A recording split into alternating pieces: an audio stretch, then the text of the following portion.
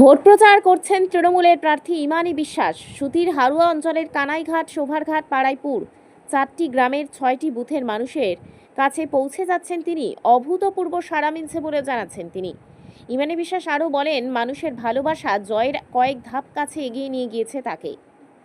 তবে শুধু ভোটের প্রতিশ্রুতির জন্যই যে মানুষের এমন সাড়া পাচ্ছেন তা মানতে নারাজ তিনি বলেন, বরাবর মানুষের ভরসা, বিশ্বাস আর উন্নয়ন, এটার কারণেই সাধারণ মানুষের কাছ থেকে এই ভালোবাসা ও আস্থা মিলছে। এই অকুণ্ঠ ভালোবাসা ভোটে জেতার ক্ষেত্রে তাকে কয়েক ধাপ এগিয়ে নিয়ে গিয়েছে বলেও আশাবাদী তিনি। এদিন ইমানি বিশ্বাস সাধারণ মানুষের মধ্যে মিশে গিয়ে তাদের সাথে কথা বলেন, জনসংযোগ করেন, তাদের অভাব অভিযোগের কথাও শোনেন। সাধারণ মানুষের মধ্যেও প্রার্থীকে কাছে পেয়ে ব্যাপক উচ্ছ্বাস লক্ষ্য করা গেছে।